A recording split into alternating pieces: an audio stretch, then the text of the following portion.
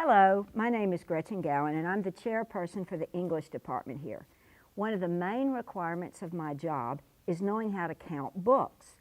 Before me you see the entire set of the 32 iconic books in the collection we call Outside Reading. These are the books your son will read over the next 4 years. Please do not panic and go out and buy these books. The cost of the books will be included in the fees so that your son will have exactly the correct edition and version of each book. You see, even though we call these books outside reading, we spend quite a bit of time talking about the titles inside the classroom. The outside part of the title, of course, means that we expect the students to read these books on their own. For students with learning differences, we recommend a combination of audio books with the actual books so that he can follow along with the printed words. We are moving to e-books in many of our curricular areas, but the English department has mindfully chosen to stay with paper books for our outside reading selections. From current research, there are some advantages to the use of paper books for this type of reading. Now, if you're sending your son here, you obviously value his education, and I don't have to convince you of the value of reading all these many books.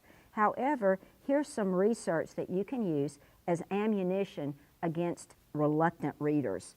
Reading actually makes adolescents happier. Dr. Jean Twenge, a professor of psychology at San Diego State University, extensively researched the trends of today's adolescents in this book, and as she shows how they relate to their use of screen time.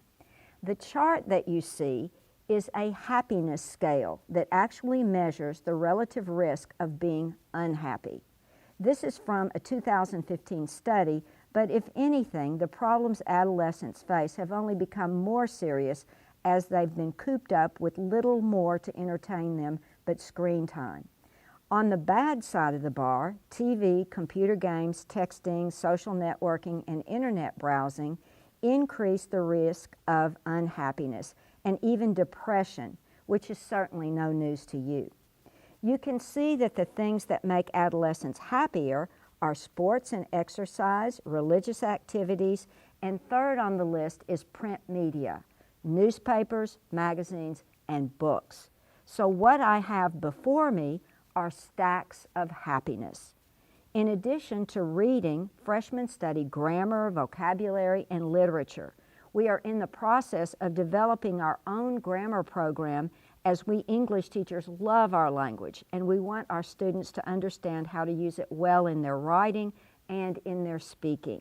We want to prepare them for success in the world using all the communication skills available. And my students have even convinced me that there's educational value in TikTok.